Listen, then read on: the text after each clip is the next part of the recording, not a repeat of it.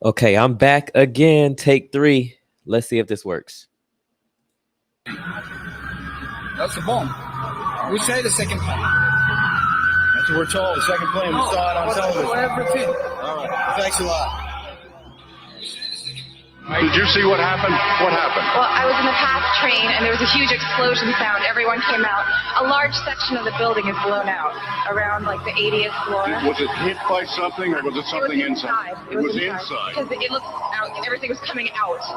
Everything. All the windows were coming out, all the papers were What is on the sidewalk?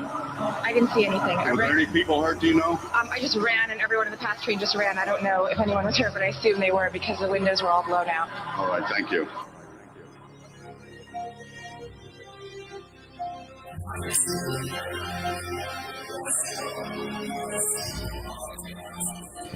Okay, I got it working. Take 3. So I'll talk through this guy's part because for some reason I don't know what happened with the sound on the video that we're viewing, but we're talking about the Queen 9/11, the explosions there. Multiple eyewitnesses said that there was just explosions, and a couple people said they didn't even see a plane. I'm not prepared to say 9/11 was an inside job, but I do think there are a lot of inconsistencies with the story. And if you ever seen a demolition, it looked like a demolition to me. So I don't know. What do y'all think? I mean, the laws of physics are clear. Thank you if you came back, you know.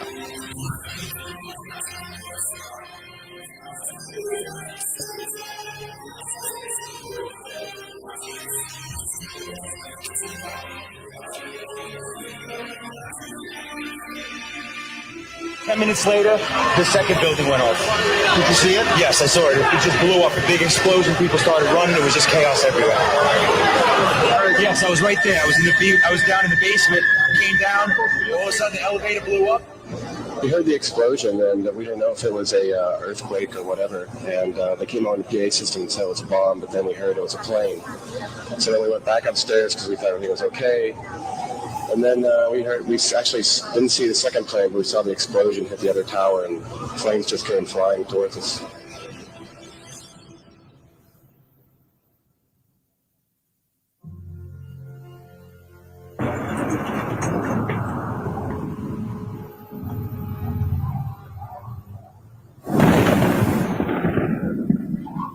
Oh my God. Oh my God. Oh my God. Were any of my viewers, like, were you there that day? in Lloyd, New York? Clifton. Lloyd, do you know about the World Trade Center?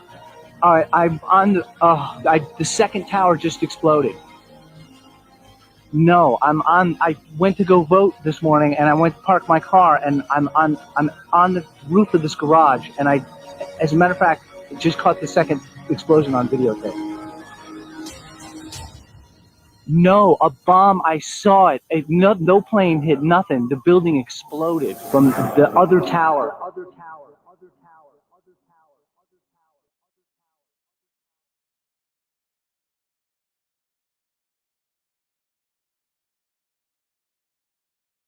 We want to bring in Mark Walsh, who's a freelancer from Fox. You live just a few blocks away and witnessed. Dude, I live on the 43rd floor of a building which is 5 blocks from the World Trade Center itself. I witnessed the entire thing from beginning to end. People talk about how it looked like a movie. I know when I came walking down here early this morning and saw both towers on fire and people on every street corner, it was like a movie. But you watched the planes hit the towers. I was watching with my roommate. It was approximately several minutes after the first plane had hit. I saw this plane come out of nowhere and just scream right into the side of the Twin Tower, exploding through the other side. And then I witnessed both towers collapse, one first and then the second, mostly due to structural failure because the fire was just too intense. Mostly due to structural failure because the fire was just too intense. That is very interesting that that's what he knew to say at the time. That's what this person is saying. I don't know why the words are not all the way on the screen, but yeah.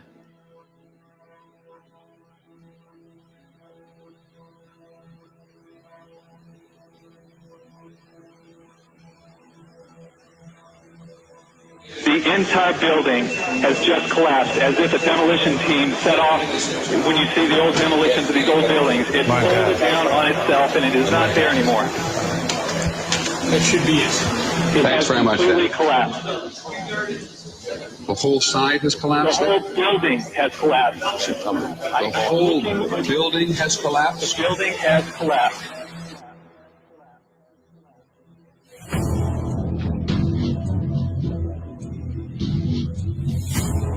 I mean, what do y'all think with that visual right there?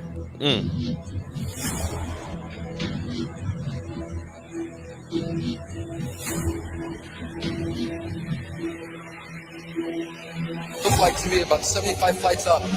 Below the fire, I saw from the corner, boom, boom, boom, boom, boom, boom, boom, boom, boom. Started running. All my thoughts that are popping out. It was if they had detonated. Detonated. Planned to take our building. Boom, boom, boom, boom, boom, boom. It was a secondary explosion, probably a device either planted before. It sounded like gunfire. You know, bang, bang, bang, bang, bang. 50 consecutive bangs, and it fell down like a waterfall. Do you know if it was an explosion or if it was a building collapse? To me, it sounded like an explosion. And you heard the boom, boom, boom, boom, boom, boom.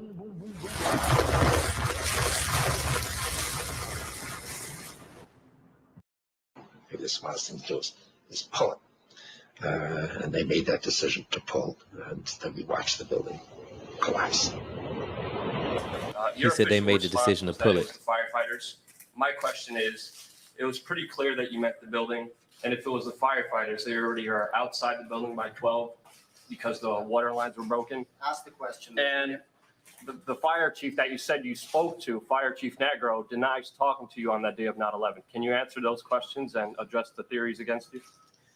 I suggest for everybody's consideration that we all look at the thousands of pages of testimony that have been rendered in the many years since 9/11, and let's use today's session for some of this. Are you aware of testimony of bombs in the building before the building collapsed, sir?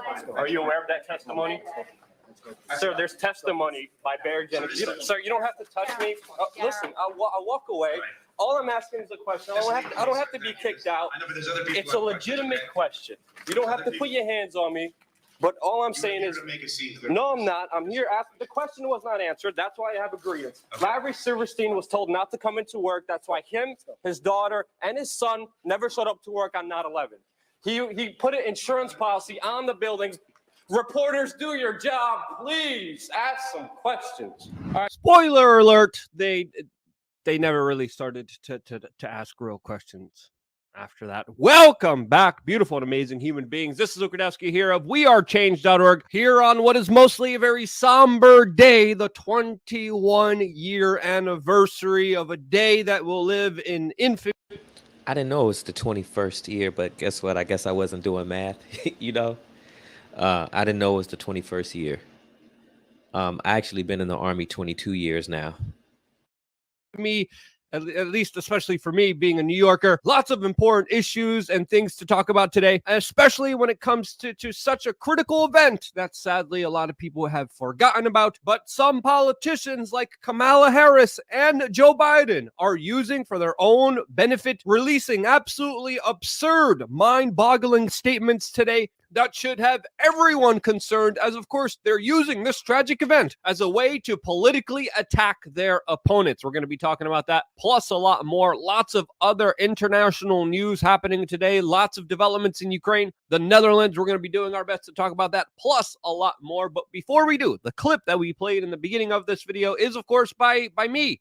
That was me a couple years ago talking to, of course, Lucky Larry, the man who, of course, bought the Twin Towers and very conveniently, right before those tragic events, set up a huge insurance policy. He said me a couple of years ago. I guess he didn't know it was 21 years too. But no, he did say it. That was funny.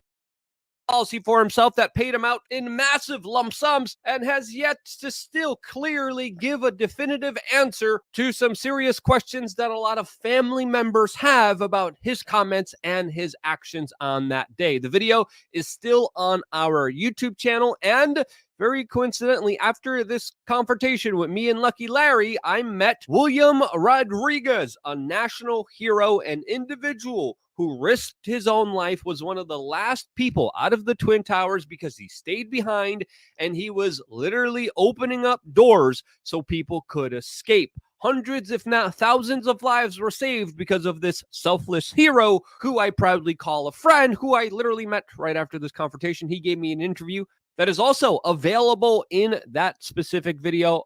All of that, plus a lot more, all available to you on, of course, our YouTube channel. Click the link down below to watch the full video after this one to get. So in that one video of Larry Silverstein, who said, pull it, I believe they were talking about building 7. But maybe the rationale would be, if they made the decision to pull it on building 7, then how like was it already wired up for them to pull it? That term pull it is a term in demolition, like, remember the old cartoons, the dynamite pull the charge. Interesting.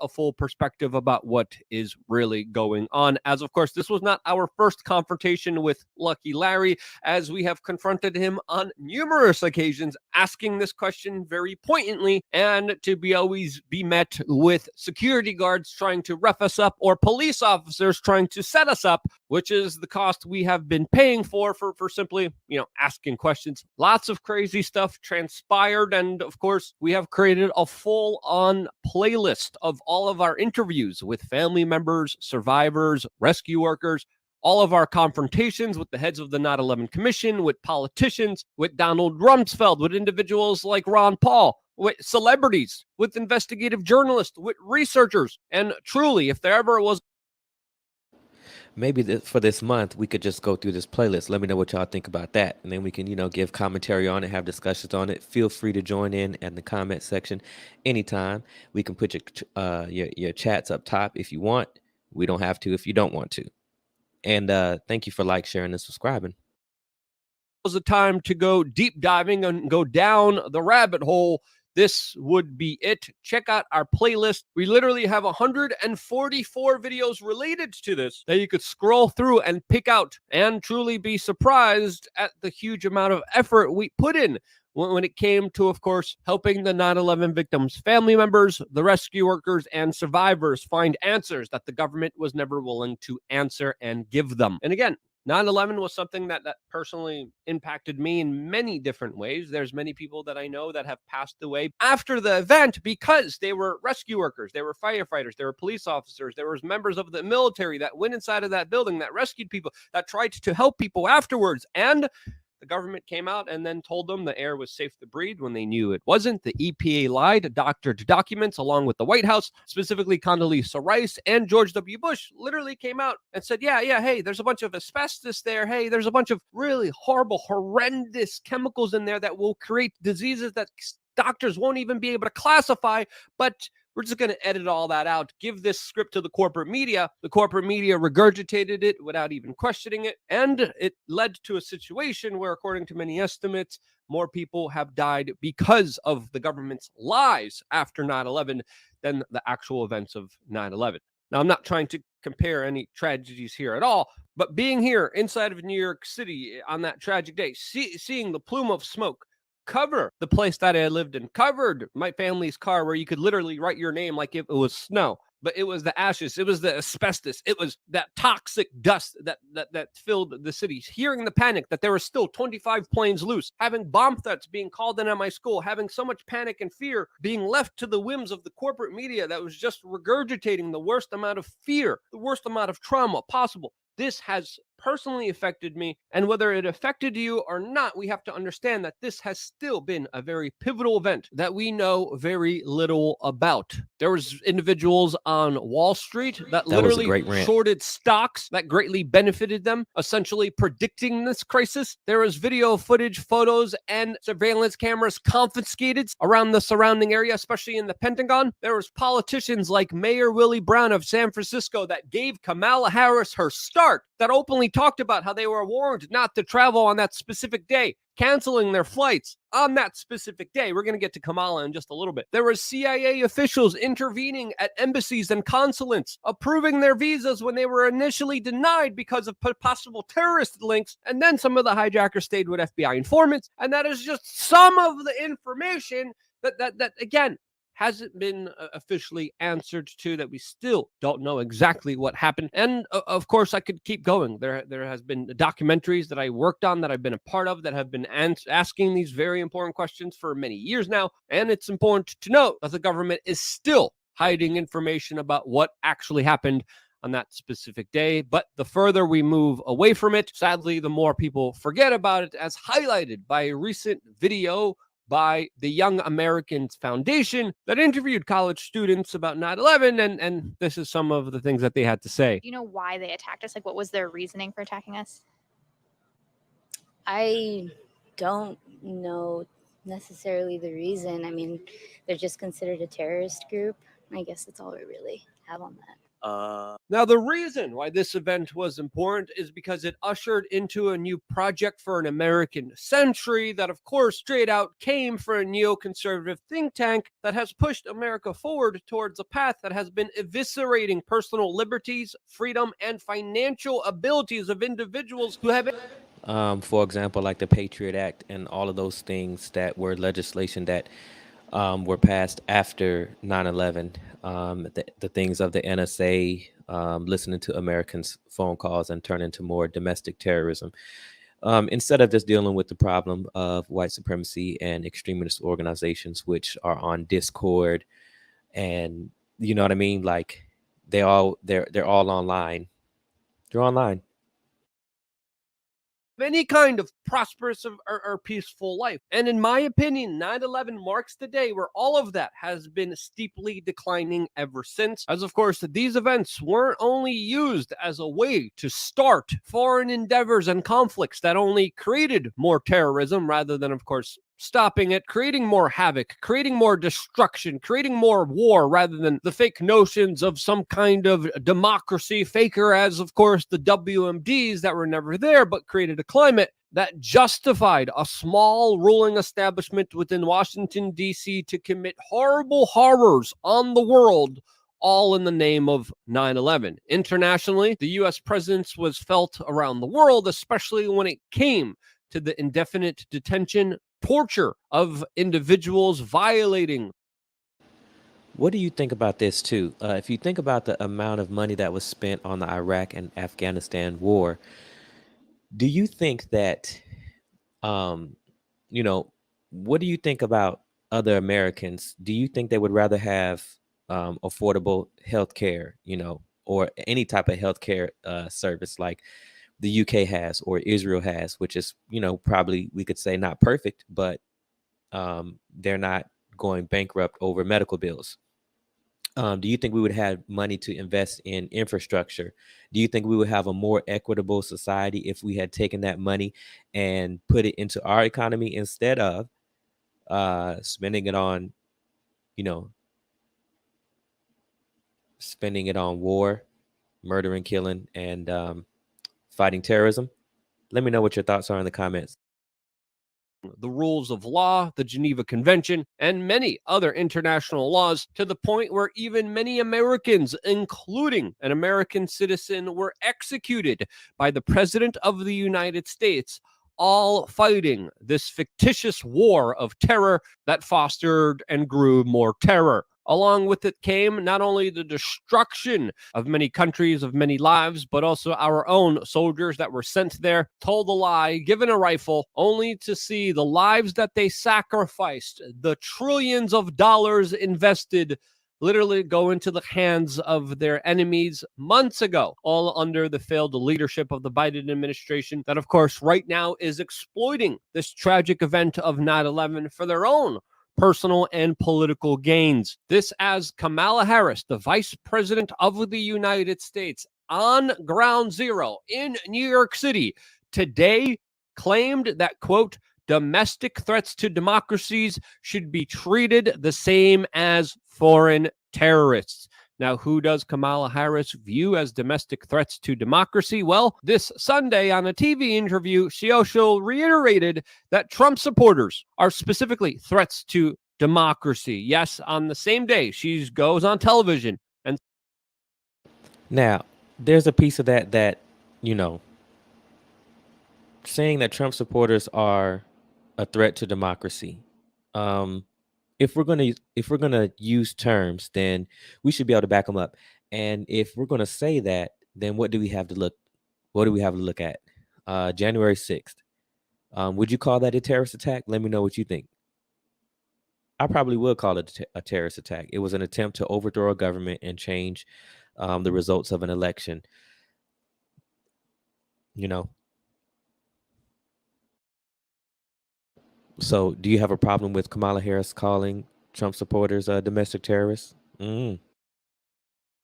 And says that Trump supporters are threats to democracy. She says threats to democracy should be treated the same as foreign terrorists. Now, how are foreign terrorists treated under the war of terror? On terror? Well, they had their basic human rights stripped away from them. They were indefinitely detained. They were tortured. They were executed without a judge, jury, or trial, as there are many accounts of individuals snitching out their neighbors in Afghanistan because they didn't like them, receiving reward money from the U.S. government, and sending innocent goat herders who had grievances with their neighbor to CIA rendition torture camps in Egypt. There was also torture camps in Poland and in many other Yeah, I'm not for that at all.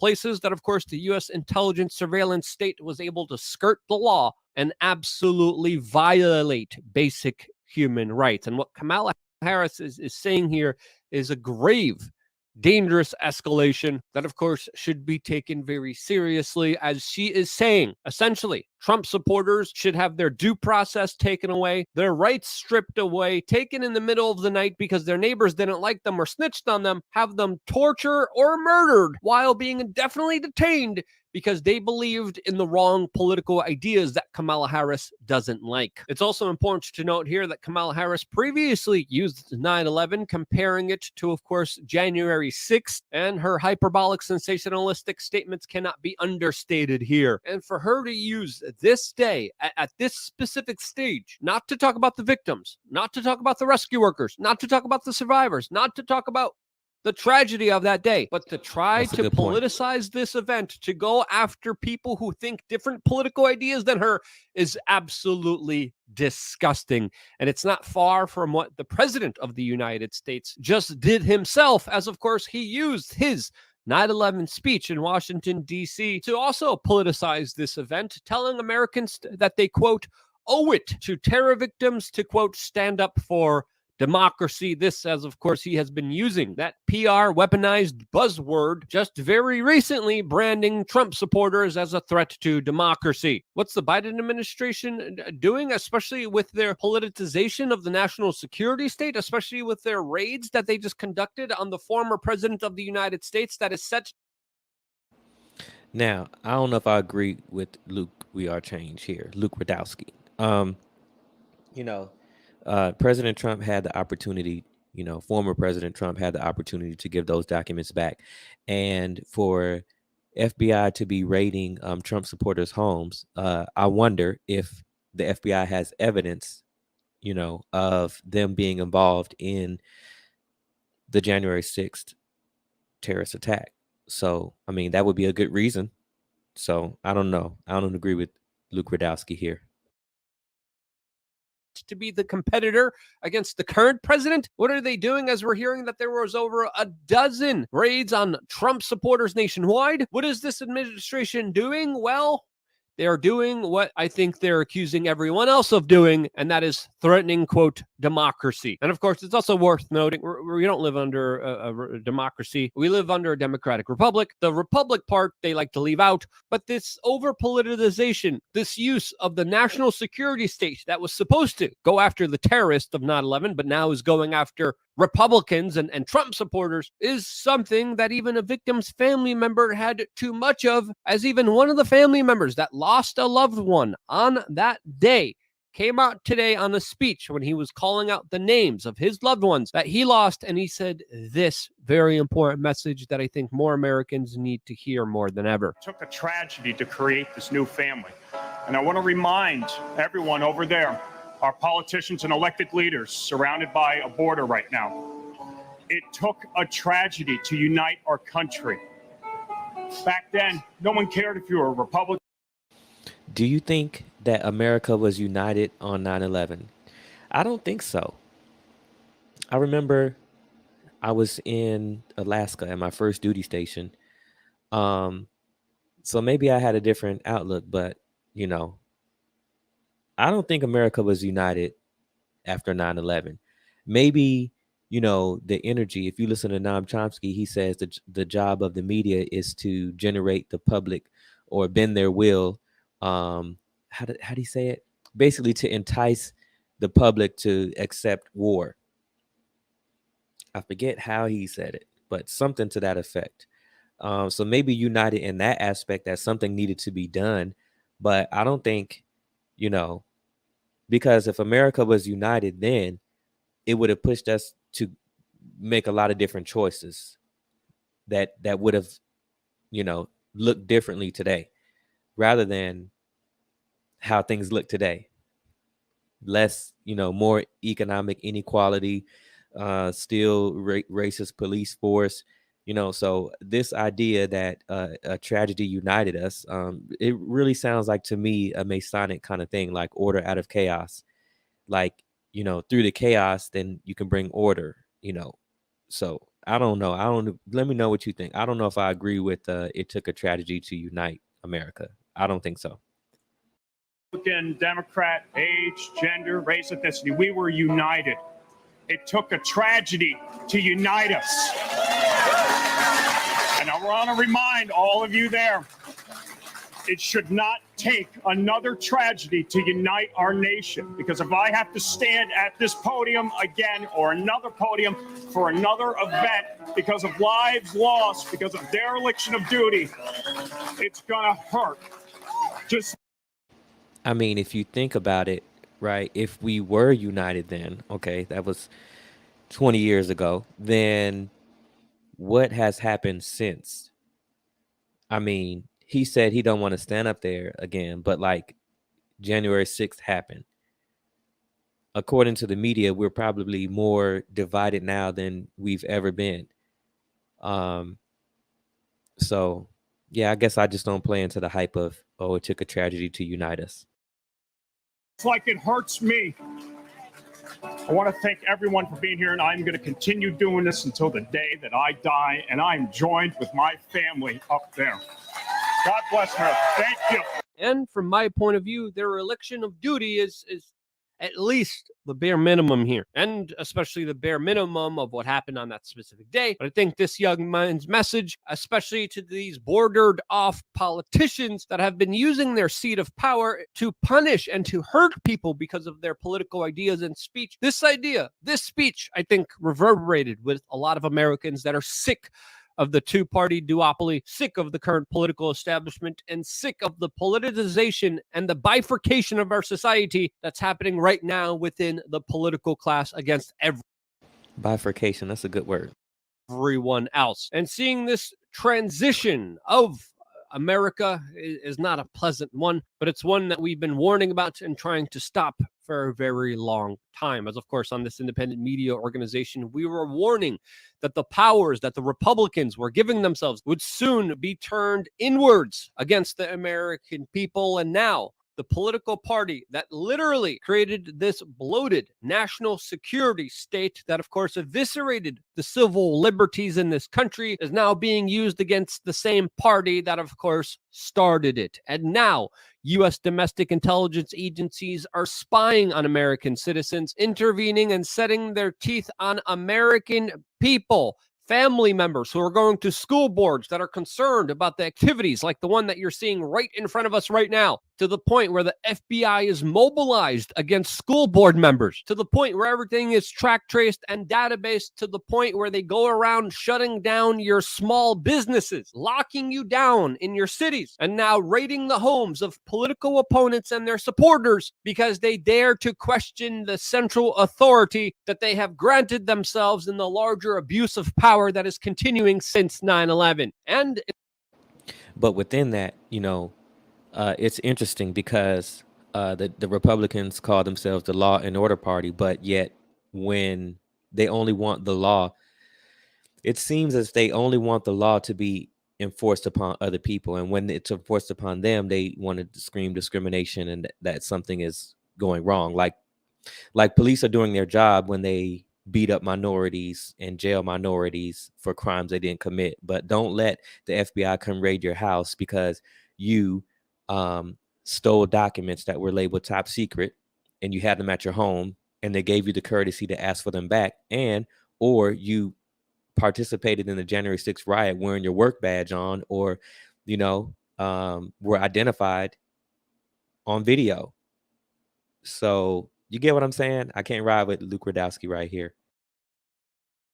In my opinion, we have definitely crossed the Rubicon, have gone out and created a situation where now, as we were warning you many years ago, the war on terror has been turned inwards into the war on the American people. And that to me is absolutely sad and tragic. And as we remember 9/11, we should remember the ignorance and the lack of information that got us here and what we could do to try to prevent the further decline of civil liberties, personal freedoms, and the ability of Americans to live their life as free and prosperous as possible. Let's not also forget that on this date, September 11th, it's not the only coup that happened against a people and its population that, of course, led to horrible consequences. So yeah, that's my personal point of view. That's my opinion. It's been a long 21 years. If you thought this video was important, if you liked this message, you got to support it. You have to share it with your friends and family members. There's something really weird happening to our YouTube channel. It's probably going to get a lot more weirder after this video. But if you want to support us and the many years of work that we put into this, you can on wearechange.org/donate. There's many different ways you could become involved. And if you like it, you support it. You don't have to. You disagreed with me, you thought I got something wrong, let me know down in the comment section below what you thought that was. I love constructive criticism. I love being able to hear different perspectives and different points of views that, of course, I wouldn't naturally hear. I wouldn't be here if it wasn't for you guys sharing these videos, supporting me. This is all grassroots. This is all funded because of you. And this is why I love you guys. Stay tuned for more here on wearechange.org. Yeah, I think he has some good stuff on there sometimes. Sometimes I can't rock with him, but sometimes I say things that I don't agree with. A house or a laptop? Which one do you think is worth? We should be able to, evolve as humans, right? So, yeah. Let's go on to stuff about the Queen next. All. So people are angry that individuals who dealt with genocide because of British colonial rule are not celebrating her life the way they want them to. Yet again, people gladly condemned Fidel Castro. And so this goes to what I always talk about. The person that controls the narrative controls how we think and feel. And frankly, the view in this country is don't say anything bad about Queen Elizabeth II, because she was a great, wonderful, happy person, and ignore colonial rule and its impact on indigenous people.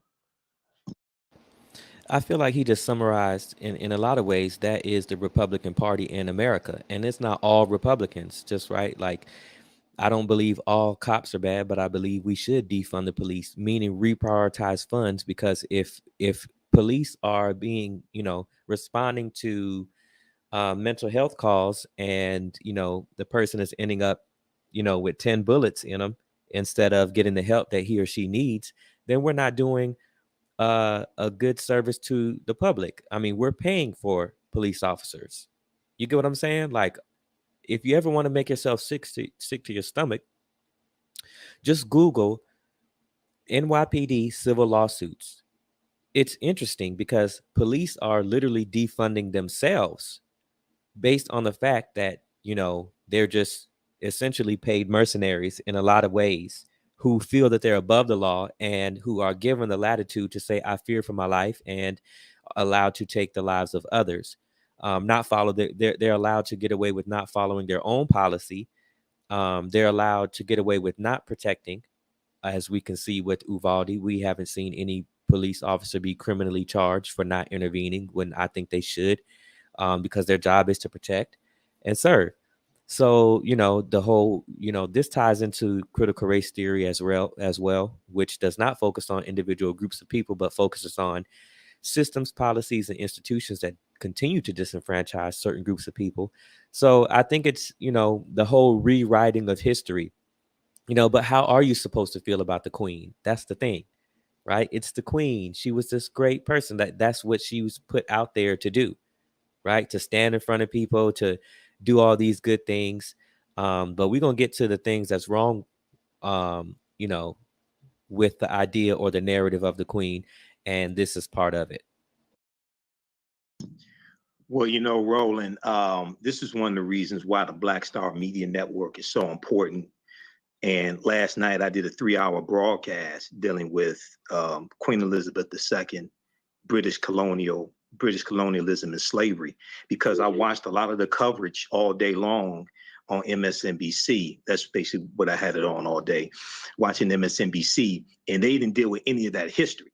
Okay, the opulence, when they showed all the footage and going back decades, and they showed the gold carriage, drawn by 30 horses, and they show all the people in their regalia and things like this. They don't talk about the British colonialism that exploited people, tortured people, enslaved people to create the billions of dollars. So you see that opulence display. Neither does the Catholic Church, right? It fits the same idea of the Catholic Church. How did they build? How did they get their wealth? Which another interesting thing, I don't know if y'all saw, it was reported that Pope Francis, he did two things within like a few days of one another, or at least a week of one another. The first thing he did was he said that we are in global conflict and that this is basically World War III. And then the second thing he recently said was that the all of the Catholic Church needed to move their money into the Vatican Bank by September 30th. I found that to be very interesting. Displayed. So when now within the last maybe 3 hours, New York Times just published an article. In Africa, the Queen's death renews a debate about the legacy of the British Empire, and it deals with Kenya and the Mau Mau Rebellion. Okay, when you go, I did a lot of research yesterday on Queen Elizabeth, but also on Great Britain. When you look at how many African countries they got from the Berlin Conference of 1884, okay, and you look, they got the Gambia, Nigeria, where that sister's from, okay, they got Ghana, Sierra Leone, they got Kenya, Tanzania, Malawi, Zambia, Zimbabwe, South Africa, okay? When you go talk to those African people who have relatives who were killed by the British Empire, they have no love for her. They have no love for King Charles III. May 19th, 2022, when Meghan Markle married Prince Harry, I did a 2-hour broadcast and I said, Black people watched the royal wedding and got teary-eyed, but you forgot about the transatlantic slave trade. Because I said she married into, this is no disrespect to Meghan Markle, I said she married into a family of colonizers. They're not colonizers because they're white. They're colonizers because Britain colonized 1/5 of the world population 100 years ago. 1/5 of the world population was under British rule. And they didn't rule with kindness. They didn't rule with a smile. They ruled with brutality. So I don't. This brother speaking facts and truth, is he not? I mean, and this is, the narrative that it's like they don't want to say. Woe to the Isaiah, I think it's Isaiah 5:20. Woe to those who call good evil and evil good. And I really feel like we're living in those times. And it's important to have these conversations. And it's important to listen to this type of media that talks about the truth and doesn't forget and doesn't whitewash the history. And when I say whitewash, I'm not talking about white people. I mean, make it better than, what it really is. If you remember in the scriptures, Yahusha called, I think he called the Pharisees covered tombs of decay. He said, y'all are concerned with the outside of the cup, but you neglect the inside. So he called them covered tombs of decay. So they were concerned about the way things looked, but not like the spirit man. They were concerned, the disciplines. It'd be like praying 8 times a day at yet the same time, but treating people bad, treating people harshly. scheming on people and stuff like that, then what's the point?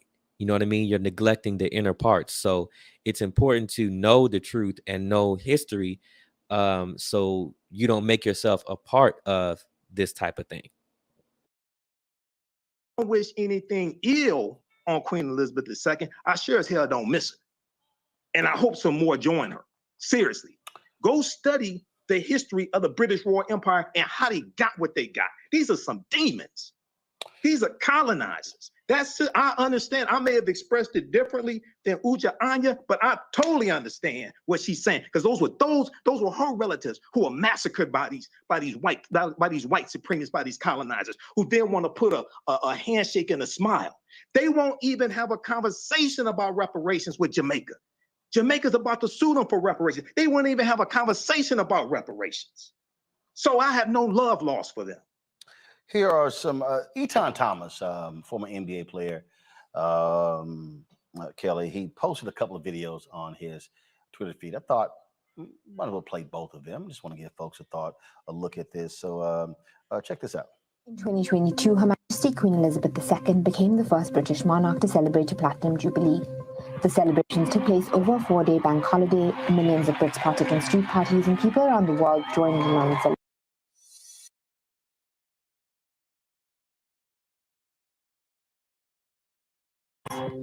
But is celebrating the British monarch harmless fun, or does it normalize the monarchy's long history of colonialism? And is it a celebration of British imperialism?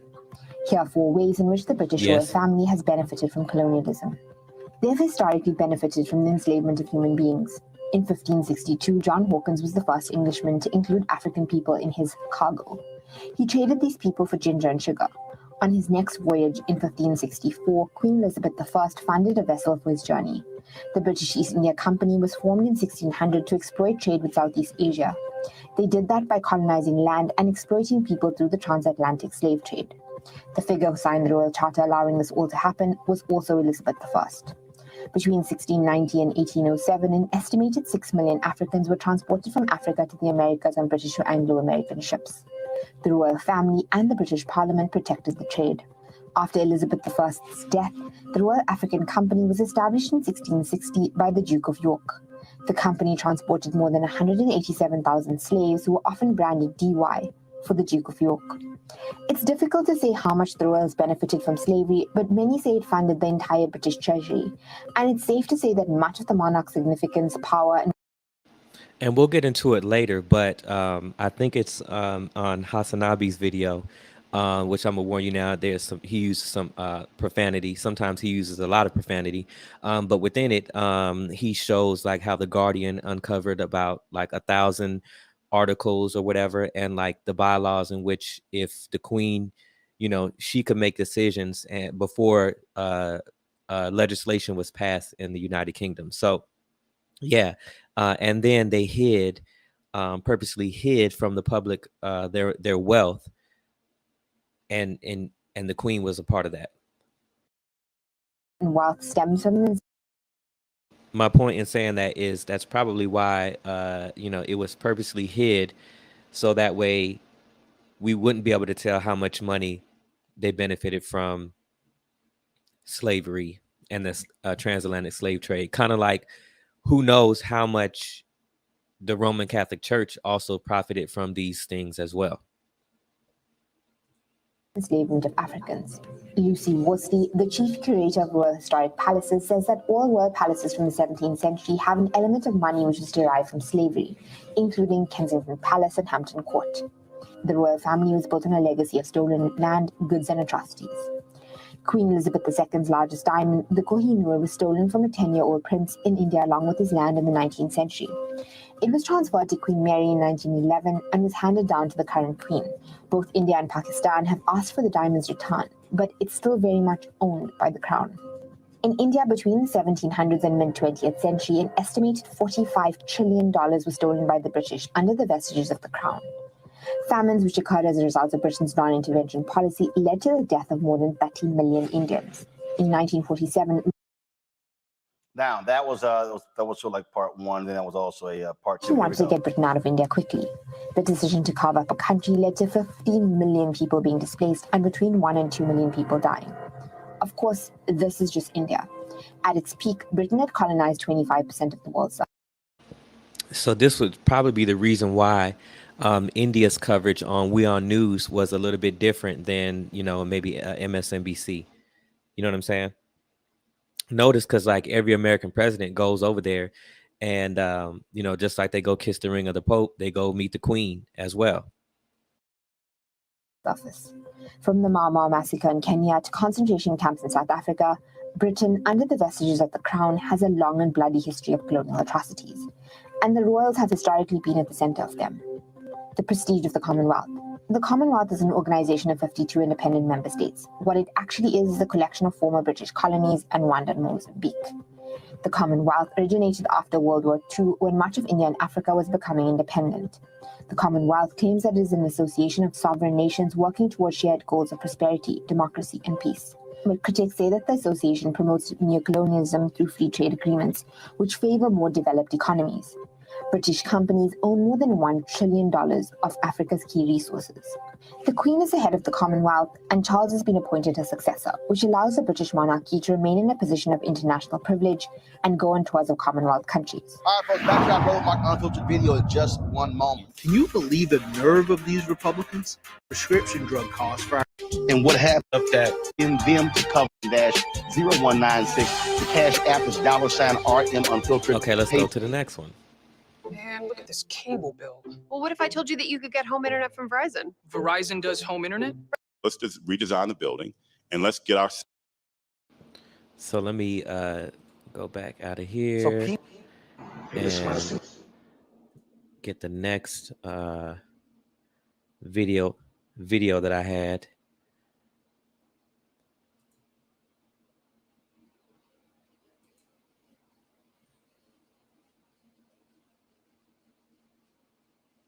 So let's move on to other videos about the Queen.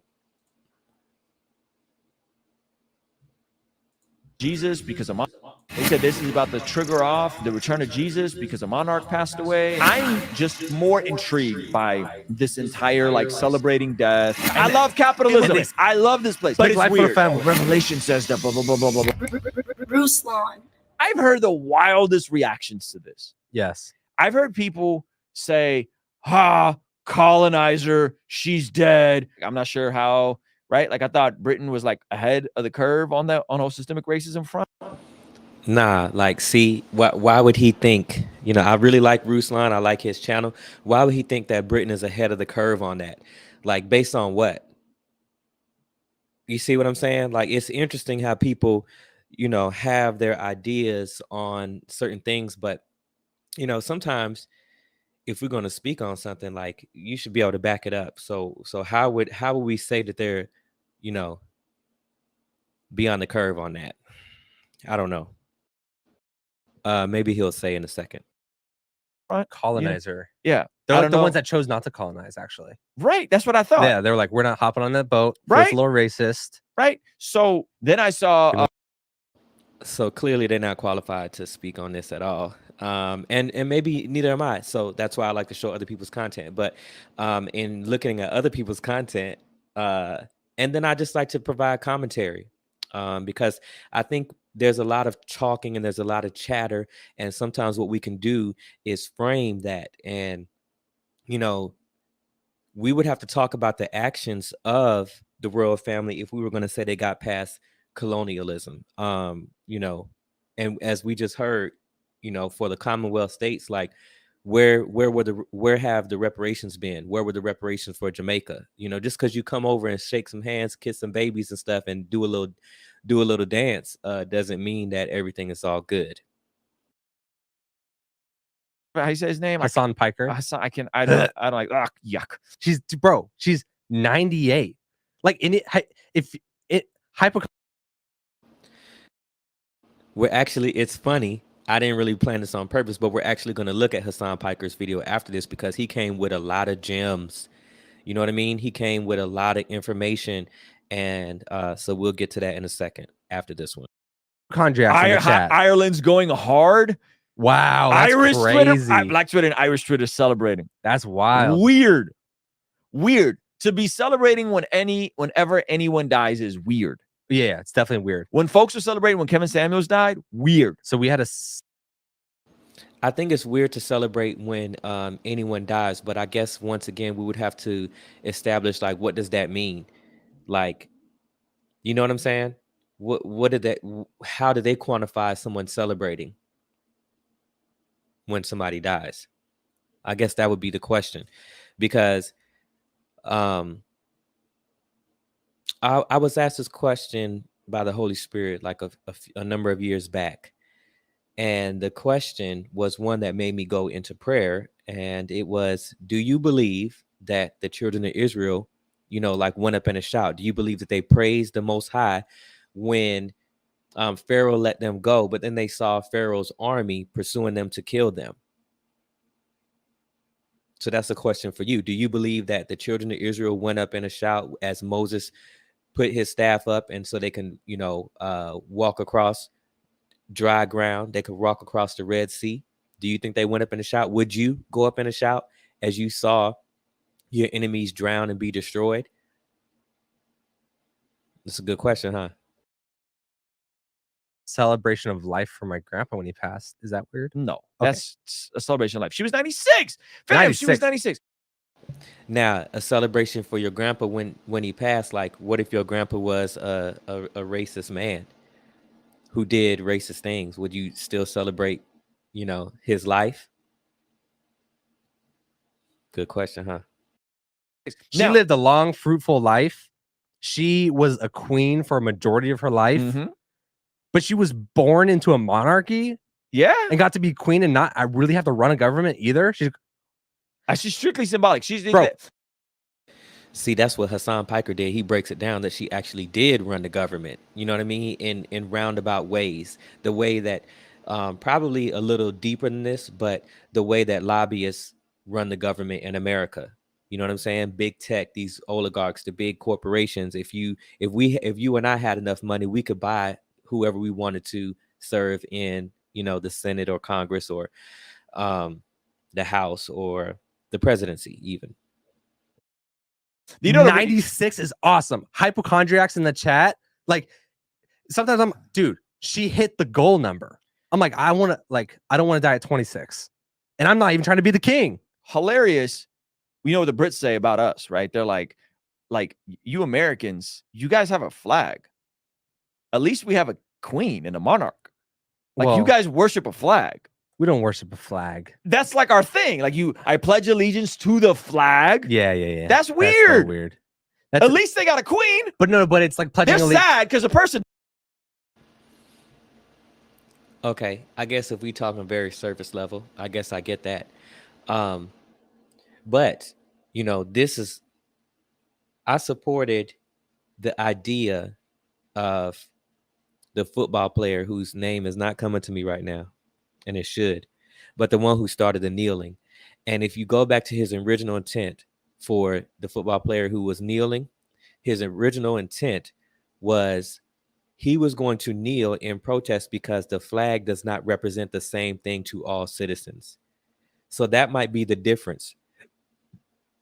I know somebody who's who's British, and he said he's not a royalist, but it seemed like losing a national grandma.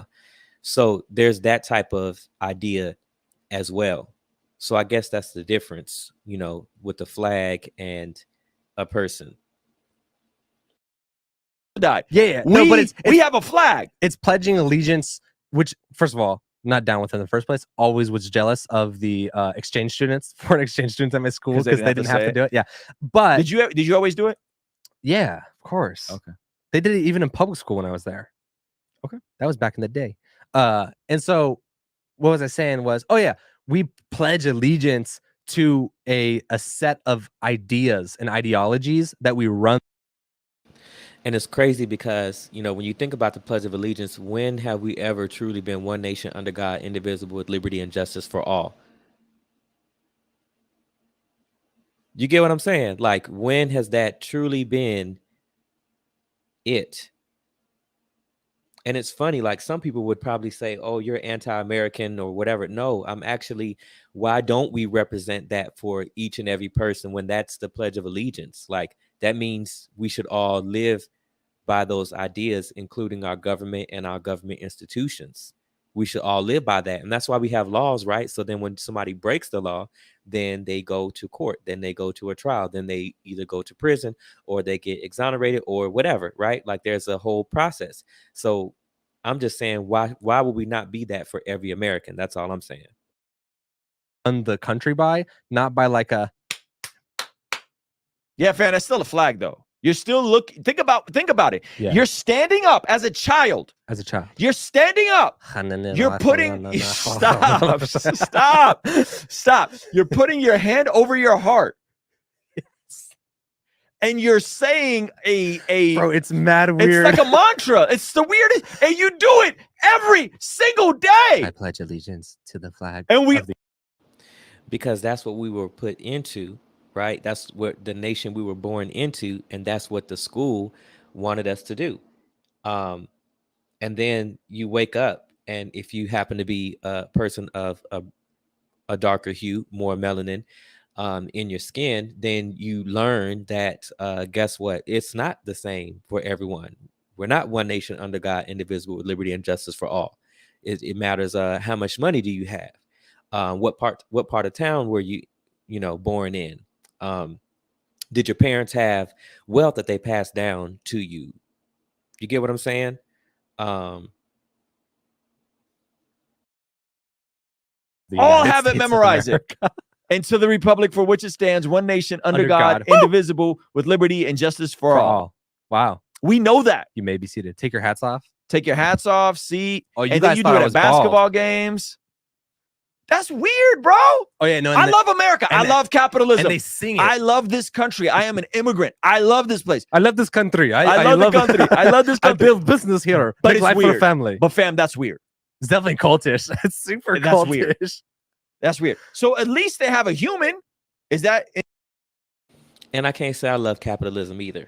I think the best form of government is one that includes all of them. And I don't think America is a capitalist society. It's corporate socialism. When they said corporations are people, that's when it became corporations are too big to fail. And so I believe we have a type of corporate socialism, and it's a two-tier economic society. It's the rich and the poor. And if you look at all the decisions, right, all of the decisions are made with the upper class in mind. When I say upper class, I mean the rich. I don't know how much money we can put on that or how much leverage we can put on that, but clearly the direction that the world is going in, and including America is going in right now, it's not one of capitalism. It's one of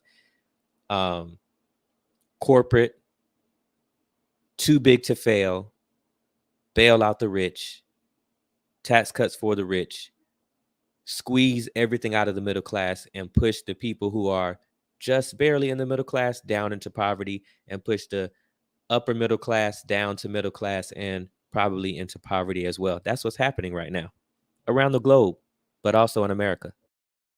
In schools daily? Yes. Yeah. Yes. Or at least it was. I don't know if it is. 6 years old. I had it memorized at 6 years old. Oh yeah, for sure. Like first grade. What Like was 6 years that? old. Yeah. That's Super weird. weird, fam. So all I'm saying is, at least the Brits have a human. Yeah. Well, they had a human. Well, now they got a king. They got another one. They got the king. Which I was a little disappointed by.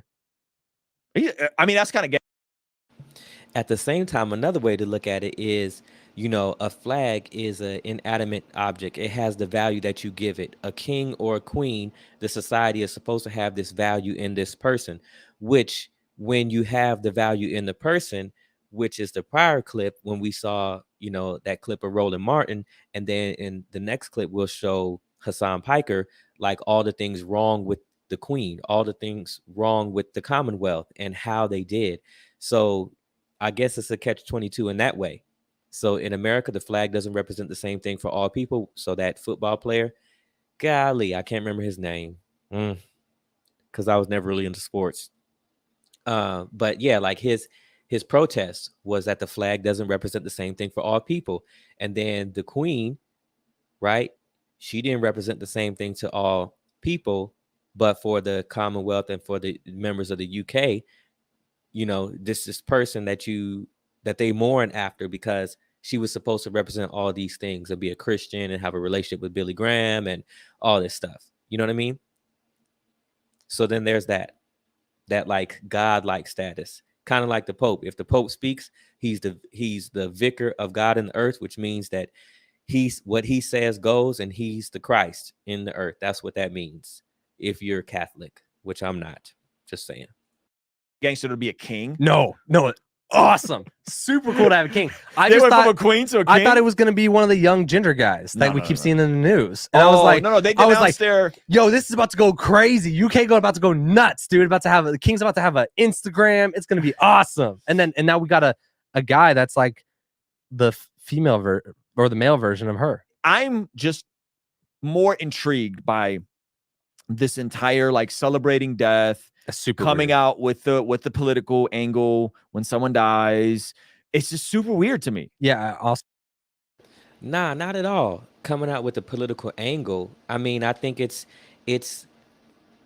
this, when change takes place, right? If you start a new job, you are the fresh voice in that job.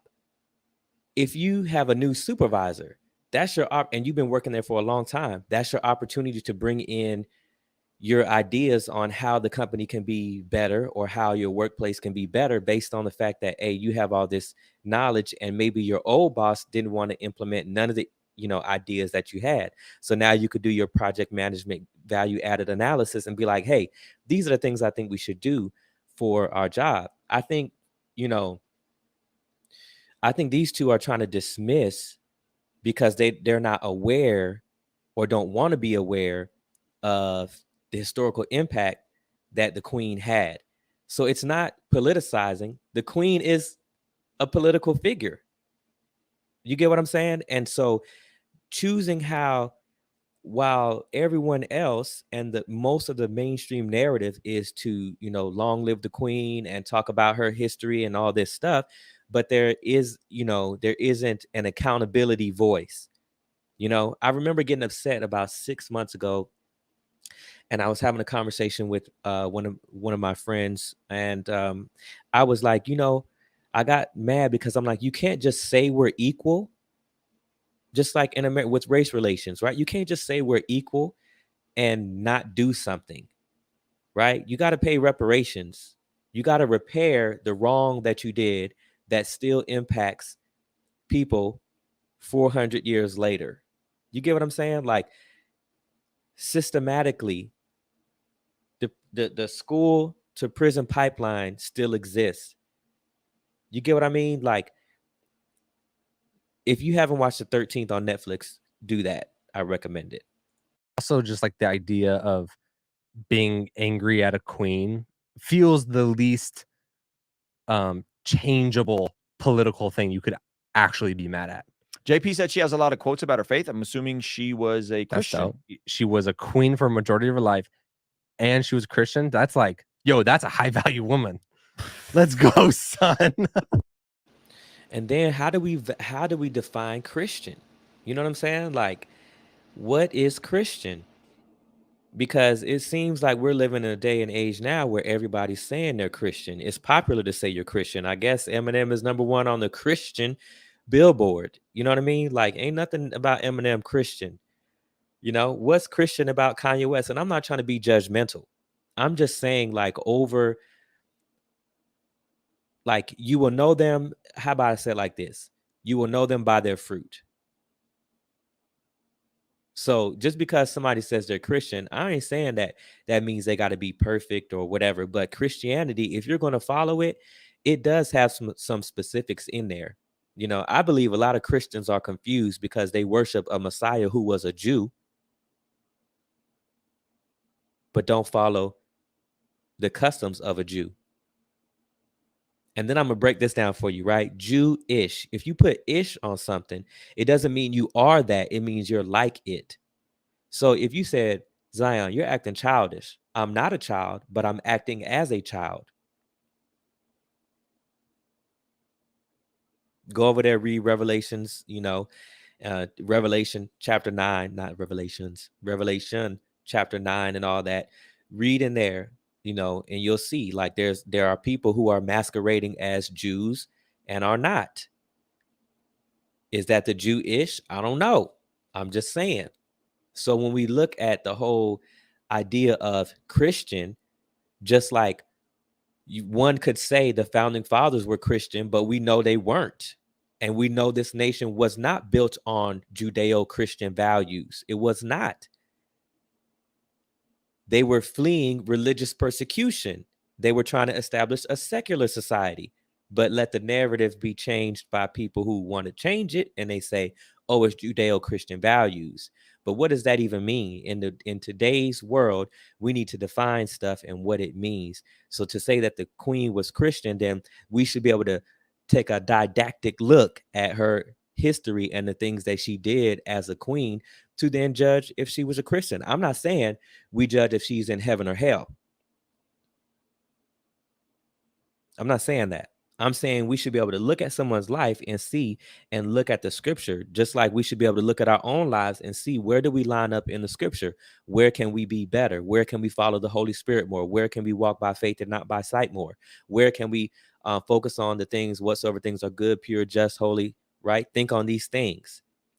Where can we meditate on the word day and night and observe and be careful to do everything written in it so we can make our way prosperous and see great success. That's like Joshua 1:8. I paraphrase a little bit.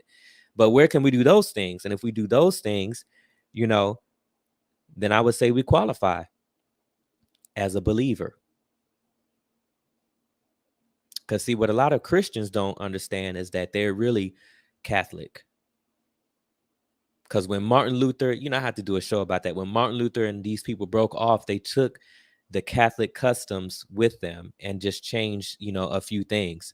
So, I would argue that Christianity is not found in the scripture. That's another show.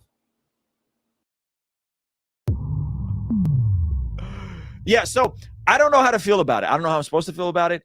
I saw it. I was like, man, that's a bummer. But she lived a long life. You know what I mean? She seems like she was cool. Yeah, super cool. They have a reverence for her in their culture. I'm not going to if that's what they do. Again, I think it's weird that we have a flag. They had a queen. I think a queen's way flyer than a flag. I think it's way more weird the Americans that have a thing with the queen. My name is Chris. I agree with that a whole lot. That is pretty weird. That's weird for Americans to have a thing with the queen. Yes.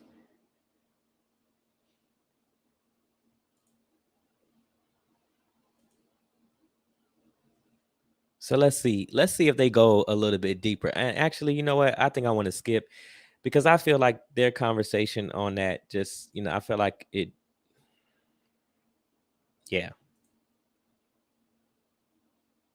It was like, they were just talking with no like kind of substance.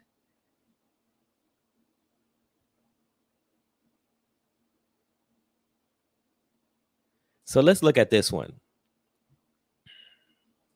Back to 9/11.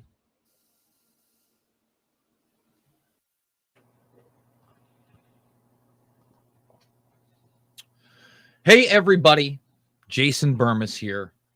And it is officially the 21st anniversary of the 9/11 attacks.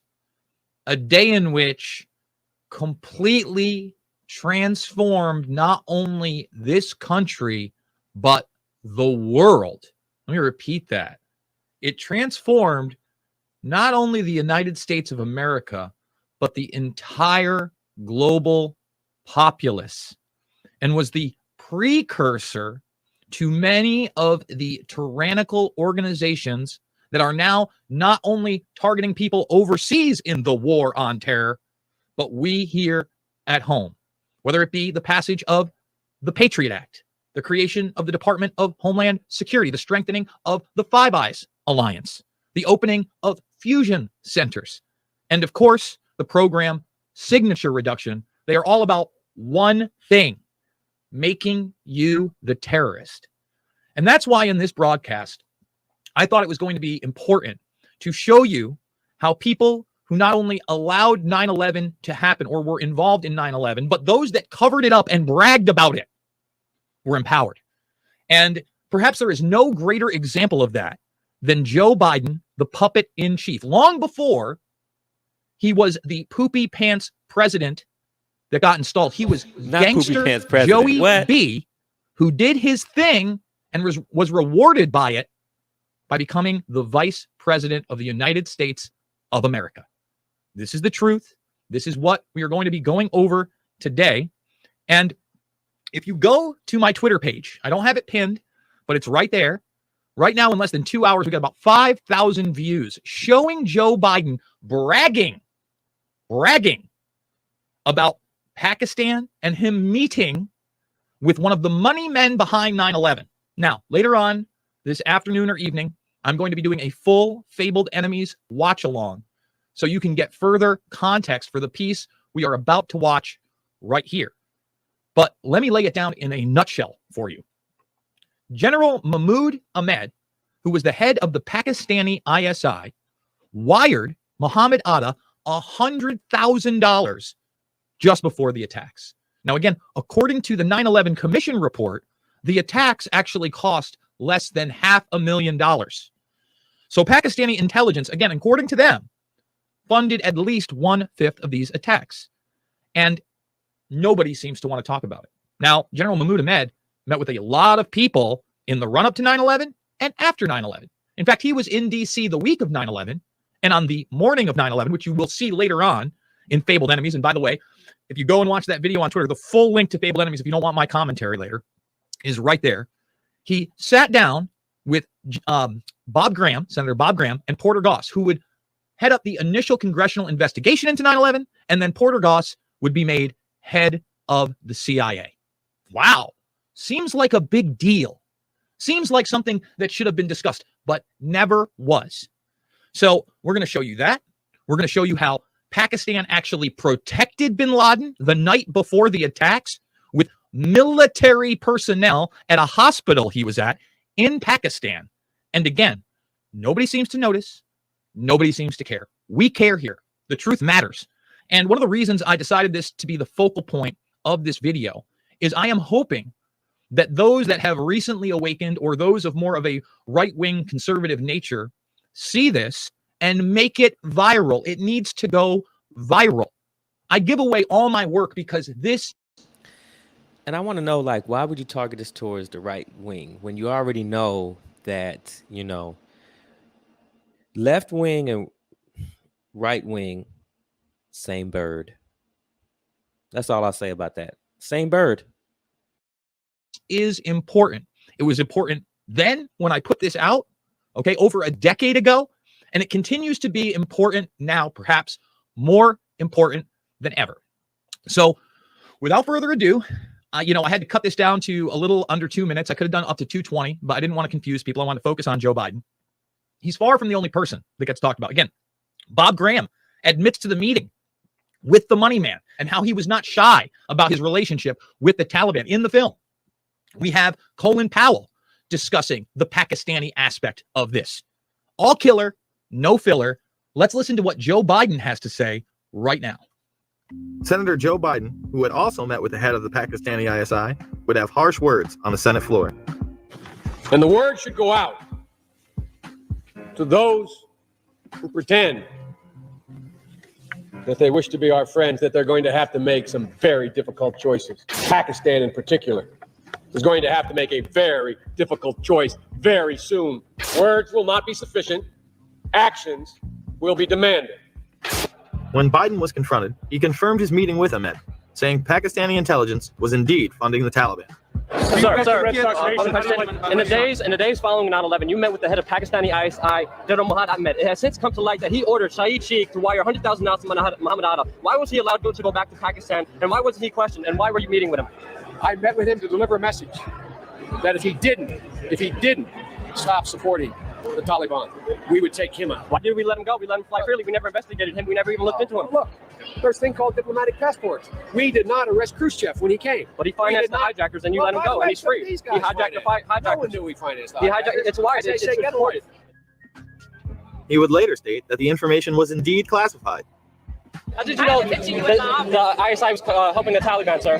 How did you know they're helping them? Is it classified? Pakistan was set up as the silent funding arm of the hijackers. They were used as a launching base for the occupation of Afghanistan.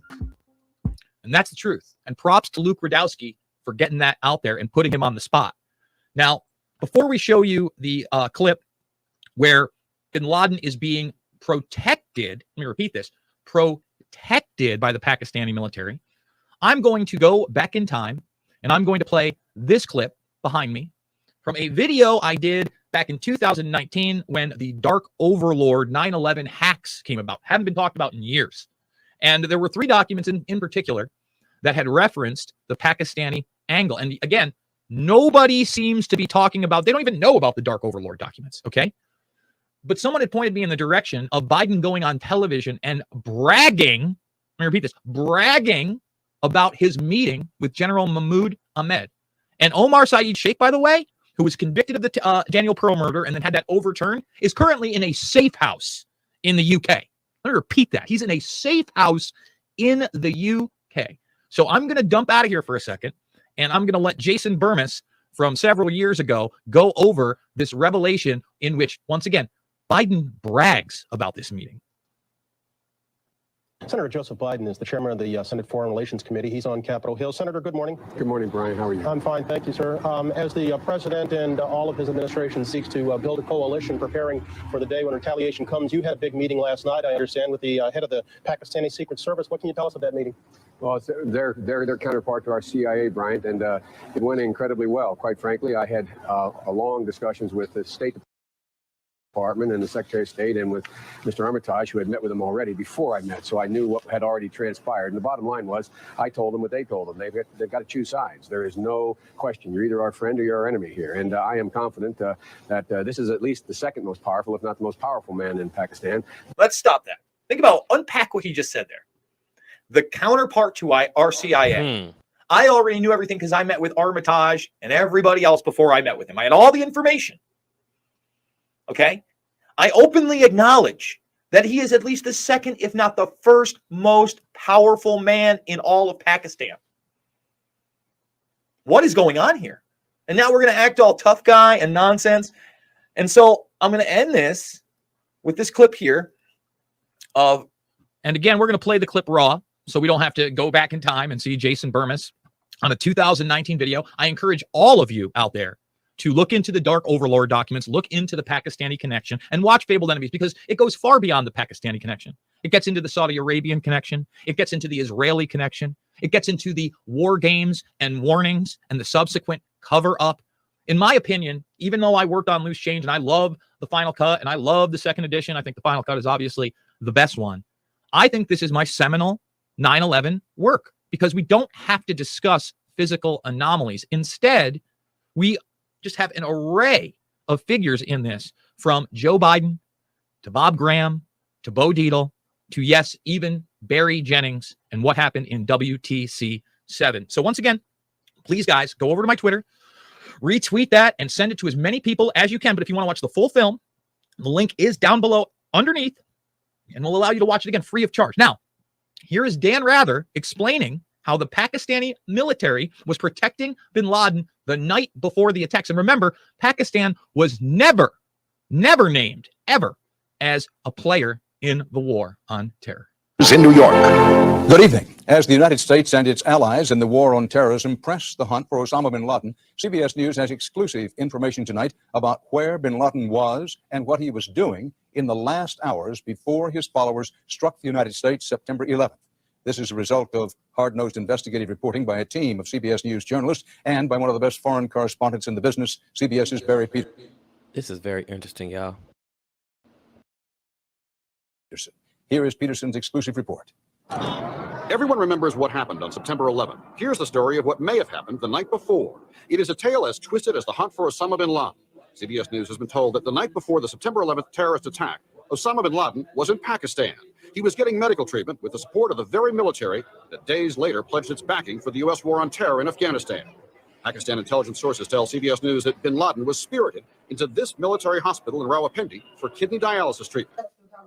On that night, says this medical worker who wanted her identity protected, they moved out all the regular staff in the urology department and sent in a secret team to replace them. She says it was treatment for a very special person. The special team was obviously up to no good. The military had him surrounded, says this hospital employee who also wanted his identity masked. And I saw the mysterious patient helped out of a car. Since that time, he says, I have seen many pictures of the man. He is the man we know as Osama bin Laden. I also heard two Army officers talking to each other. They were saying that Osama bin Laden had to be watched carefully and looked after. Those who know bin Laden say he suffers from numerous ailments, back and stomach problems. Ahmed Rashid, who has written extensively on the Taliban, says the military was often there to help before 9/11. There were reports that Pakistani intelligence had helped the Taliban buy dialysis machines. And the rumor was that these were wanted for Osama bin Laden. Doctors at the hospital told CBS News there was nothing special about that night, but they refused our request to see any records. Government officials tonight denied that Osama bin Laden had any medical treatment on that night. But it was Pakistan's President Musharraf who said in public what many suspected, that bin Laden suffers from kidney disease, saying he thinks bin Laden may be near death. His evidence, watching this most recent video showing a pale and haggard bin Laden, his left hand never moving. Bush administration officials admit they don't know if bin Laden is sick or even dead. Lies. Lies. All lies. Okay? And again, this should have been a huge story. The Biden thing should have been a huge story, and it was never picked up and run with. There was never an investigation into this after the fact. So we are going to keep this one pretty short. Again, Fabled Enemies in full is free of charge. If you scroll down below, there it is. You can watch it on the Rockfin. It's over at Rumble. And yes, it's still somehow here on YouTube. We're going to be doing a full watch along with that documentary later this evening. But what I need you to do is go to what? At Jason Burmis, find this tweet. It is okay to be so stressed and overwhelmed. Let's go to we got two more to look at. I want to look at this one about the Queen with Hassan Piker. We're going to go over the history of the Queen, which I would recommend Ruslan and his homie watch. Notes, she took money from the poor to make sure that the lights were on and all the god castles she owns. The entire family is ridiculously wealthy and should not. She also had a lot more influence over the government than people think she did, for the record. She made a concerted effort to thwart independence movements and prevent newly independent colonies from leaving the Union from the Commonwealth. True. Her legacy is full of colonial violence and plunder, a legacy of racial segregation and institutionalized racism. Also true. She defended her son's actions in grooming children on Epstein's Island, prohibited people of color from working for her until the late 1960s. Also true. DSC International Committee put out a Twitter thread, which we went over already, like as far as the Queen's personal involvement in, crimes against Yemen, when South Yemen, a colony, was being brutalized by British forces. She was the figurehead of that brutalization. She was the one who... So let me ask you, does telling the truth politicize the Queen's death? Because if it does, then I agree. I'm always agree with telling the truth. And I don't think that's politicizing it. I think it's actually political to not tell the truth in the memory of the Queen. Like, if it's a celebration of life, why not celebrate all of it? You know what I'm saying? Like, when it comes to critical race theory, Republicans brought that to the forefront so they could then use that as an excuse to catapult to change what students are learning about American history, to whitewash slavery. You know what I mean? To remove it and make it seem like it was just immigration and it wasn't as bad as it really was. You see what I'm saying? So I think it's more political to just celebrate the Queen and not talk about these other things that we know for sure. That's dated and stamped, and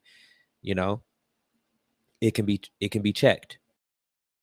Who was there to whitewash said crimes and try to stop people from actually reaching freedom and emancipation. British Empire's crimes against South Africa, we've already talked about that. British Empire's crimes against Afghanistan. There are crimes against Kenya we talked about. Kenyans are suing Britain for up to $200 billion in reparations for land theft and violent colonial abuses, with multinational corporations still occupying the land. Former Chief Justice of Kenya, Willie Mutunga, explains how it's like the British never left. British Empire's crimes against Malaysia. Sir Gerald Templer was appointed a High Commissioner to Malaysia in 1952, who crushed the communist insurgency using tactics such as internment camps, new villages, spraying Agent Orange over forests, and using dyax to decapitate suspected rebels. They literally they did this, and the Queen oversaw it as like the head of state, obviously, and they were fighting against communism, so it was appropriate. Gravitas, controversies that rocked the Queen Elizabeth's reign. This might be a pretty good highlight reel of it. Another issue many historians talk about is the Queen's refusal to apologize for the past. She has indeed admitted colonial crimes. She has also visited sites of British excesses, but she has stopped short of apologizing for them. In hindsight, should she have done so? After all, the British Empire was not some benevolent institution. It was ruthless, racist. Huh, really interesting. Why is the coverage like this? Very interesting that the coverage on Indian news is dramatically different. They're not saying that the British Empire was a benevolent institution. That's so strange. I wonder if there's any sort of historical reason for that. That's kind of crazy. I wonder why so many fucking people are excited about the prospect of like, another remnant of this old superpower that bullied and raped, pillaged, murdered, genocided their people. Feel as though, it's great to disrespect the dead, actually, because of what they represented. If the empire... I mean, most of Congress is Roman Catholic, and we know what the Roman Catholic Church did, and it's still today, the Pope is revered, and, we know the sexual abuses that have taken place and the lack of the Roman Catholic Church to do what's right or to do what is Christian. Right. That's what I'm saying. Like, we have to define what these terms mean, because I would say, if we're going to talk about Christianity, why are you not marrying? If you know what I'm saying, like, it's not good for man to be alone. Why are you not marrying? If, you can be a priest and be married. Where does it say you can't? You get what I'm saying? And then one thing that I know that the church, the Christian church, the Roman Catholic Church, most spiritual institutions do not teach that we are all part of the royal priesthood. Like, who are you tithing to?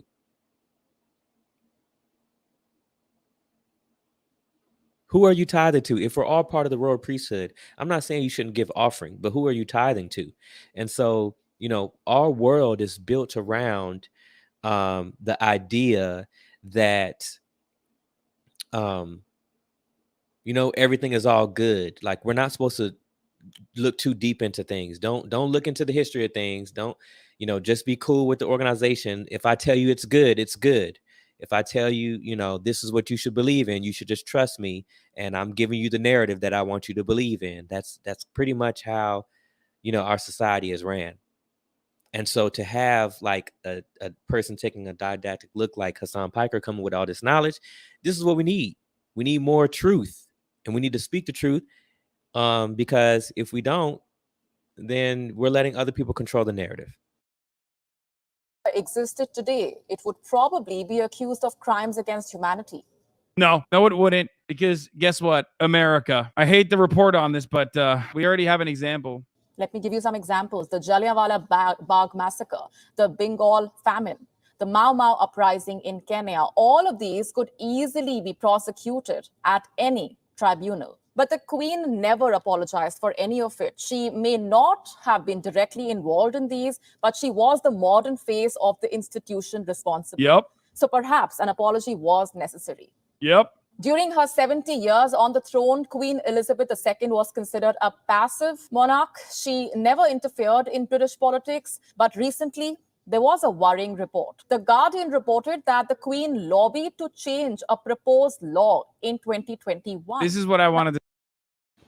So, and for those people who like to talk about reputable sources, I don't necessarily believe in reputable sources, because at the end of the day, that what makes that reputable source, they could change, they could be, going under and need money, and then, sell their soul so they're no longer a reputable source, but they have like all this backing. But the Guardian, could be deemed as a reputable source for now. Not to say that they get all the reporting correct, but it is interesting. It is interesting how the Guardian, are respected. How about I say that? It's respected. They came out with all this information. To talk about more today, her domestic involvement in domestic British affairs and what that meant. Also, this is the right of center media, and even they fucking hate it. This is the hog news of India, not leftist or liberal media, by the way. Of course they hate it. I mean, of course. They were subjects. The Queen successfully lobbied the government for change in a draft law in order to conceal her embarrassing private wealth from the public, according to documents discovered by The Guardian. You've spent decades protecting your family. So why would she want to hide her wealth? Duh. Series of government memos unearthed in the National Archives revealed that Elizabeth Windsor's private lawyer put pressure on ministers to alter proposed legislation to prevent her shareholdings from being disclosed to the public. Wonder why she did that. I wonder why. Following the Queen's intervention, the government inserted a clause into the law granting itself the power to exempt companies used by heads of state from new transparency measures. The arrangement, which was concocted in the 1970s, was used in effect to create a state-backed shell corporation, which is understood to have placed a veil of secrecy over the Queen's private shareholdings and investments until at least 2011. The true scale of her wealth has never been disclosed, though it has been estimated to run in the hundreds of millions of pounds. I think it's about 500 million. Evidence of the monarch's lobbying and ministers was uncovered by a Guardian investigation into the royal family's use of an arcane parliamentary procedure known as the Queen's consent to secretly influence. When you hear that number 500 million, do you think that's a low number? I feel like it's a lot more. The formation of British laws. Unlike the better known procedure of royal assent, a formality that marks the moment when a bill becomes law, Queen's consent must be sought before legislation can be approved by Parliament. It requires ministers to alert the Queen when legislation might affect their either the royal prerogative or the private interests of the Crown. The papers once again, so like that has to be defined too, right? So to me, that seems that all legislation had to be approved by the Queen. Who determines if it upsets the royal prerogative? That's not like a measurable thing. You know what I mean? revealed that in November 1973, the Queen feared that a proposed bill to bring transparency to company shareholdings could enable the public to scrutinize her finances. And she was right. They would have been like, God damn, you have way too much money. Why the fuck do you have this money? Just think about it. You see my Yeah, I'm sorry for the profanity. He does curse a lot. Finances, which have been transparent since day one, and you lose your fucking mind. Now imagine the Queen, but of course no. But what this also showed that it wasn't even just like the disclosure clause, but that the Queen had lobbied thousands of times and successfully lobbied the Parliament thousands of fucking times throughout her hard-working career as being the fucking Queen. But don't fucking tell me it's just purely ceremonial. Royals vetted more than 1,000 laws via Queen's consent. A huge number of laws subject to royal vetting covers matters ranging from justice, social security, pensions, race relations, and food policy through to obscure rules on car parking charges and hovercraft. They include draft laws that affected the Queen's personal property, such as her private estates in Balmoral and Sandringham, and potentially anything deemed to affect her personally. The Guardian has compiled a database of at least 1,062 parliamentary bills that have been subjected to the Queen's consent, stretching from the beginning of Elizabeth II's reign through to the present day. The database illustrates that the opaque procedure of Queen's consent has been exercised far more extensively than was previously used. If the Queen was the fucking CEO of a company, you'd be calling for her head. But because she's the Queen and you have been conditioned into thinking that you are the subject of this royal person. But if you're an American, you don't even have that fucking attitude built in. So I don't know what the fuck your problem is. If you're living in Idaho, just learn about this stuff and shut the fuck up. At least the British people that are fucking chirping in the chat, like they're brain broken. They're brain broken. This is what they learn. You know what I mean? They think this is normal. They think it's appropriate because she's like a lovely old lady or whatever the fuck. But I could also see that how this is like a human thing, right? Like the Matrix.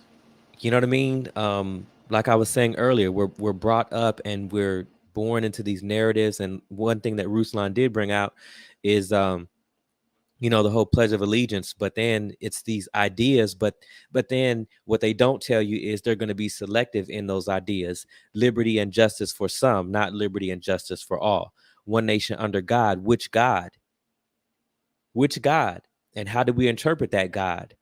Do we interpret that God as the goodwill of to men? You know what I mean? Like doing good to others, or do we interpret that like only these certain people are allowed and certain people are not, based on whatever that person decides their God says about the Bible? You know what I'm saying? Like all that has to be defined.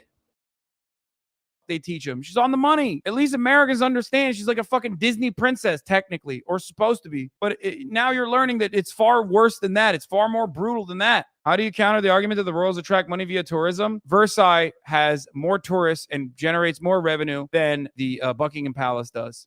There you go.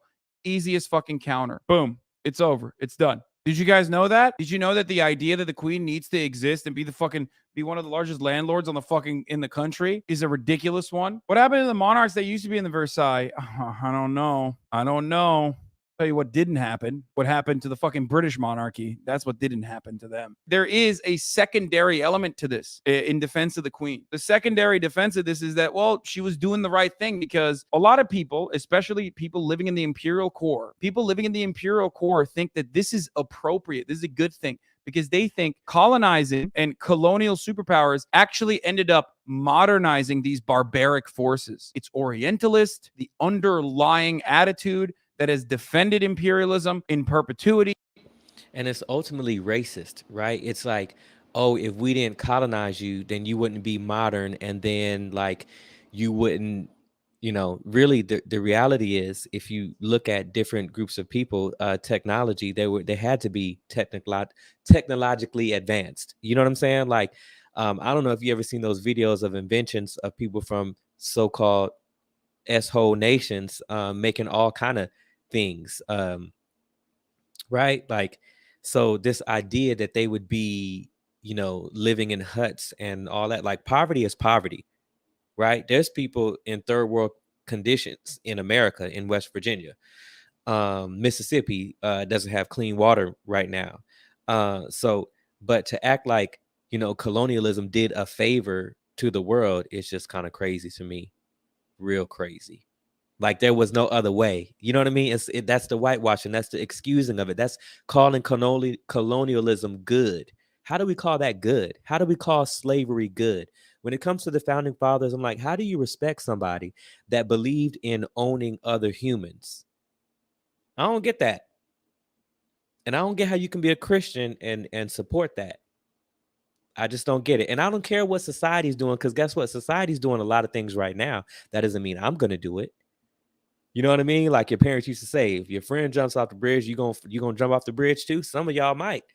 But the idea that, you just have to determine what's right in your heart and mind with the Most High. And what he tells you right is right. So it's just interesting how, like, the picture is painted for you. And it's like, oh, we want you to pick out of these two pictures. Don't paint one for yourself. We're giving you the narrative, and we want you to pick one of these two, left wing or right wing. I'm like, it's the same damn bird. It's just how things are done. That's part of the reason why so many fucking people are like, yeah, it's technically a good thing. It's the same energy as Americans saying, well, if chattel slavery didn't happen, you guys would be back in Africa to black people. That is an incredibly fucked up and incredibly racist fucking take. And yet that kind of attitude manifests. It's this notion that, like, without colonialism and without centuries of warfare and destabilization and an extraction of natural resources from Africa, that Africa would have still been not as technologically adept as like the rest of the fucking world. Which is a total lie. It's a total lie. It's a lie, and it's a good thing to ask yourself, like, why is it a lie, and why would they tell that lie? So they can keep doing it. So imperialism and colonialism, it never really ended. You saw, like, the person tweeted like, oh, it's like the British never left. You see what I'm saying? That's what people say. People legitimately think that. And that kind of attitude manifests when you are born and bred in the imperial core. So a lot of people continue with the underlying idea and narrative that the empire had a civilizing force. So make no mistake, these guys and the BBC and everyone else that's like caping for the fucking royals are operating the underlying attitude, immediate interest, the immediate want in defending someone in a position of power and like defending their legacy. Is it not the same way with President Trump? The Law and Order Party is all about breaking the law when they do it. But, a former president's house was raided by the FBI when he didn't do what the FBI asked him to do, which is follow the law, and gave him the opportunity to bring it back. But then there's all these people who are like, you raided his house, and then Fox News is like, oh, they're coming for you and they're going to raid your house. I'm like, no, they're not, because I'm not going to take classified documents to my house. Now, if they raided it for other reasons, I don't know which those would be, but you get what I'm saying? Like, I could see that the government went through every situation to try to get President Trump, former President Trump, to do the right thing. But he just didn't do it. And then so now he got to face the consequences. Now it's like them trying to say discrimination or something. You get what I mean? It's kind of crazy how, the indefensible is defense worthy to people who are fans of someone or who worship someone. That's dangerous. Even if that legacy is filled with racism, filled with defense of pedophiles, filled with whitewashing imperial endeavors, it does not matter. You still got to fucking respect that institution. You still got to defend them. Even if you are an American, and there's nothing more cucked and disgusting to me than an American who capes for the monarchy. Hyundai Sonata versus Toyota. This would be the last one of the night. So this is going to get to that German politician who makes that ominous statement about September 24th. City of Denver, Colorado. Why is the city of Denver, Colorado handing out free bug out bags to citizens and telling them to prepare for some sort of disaster?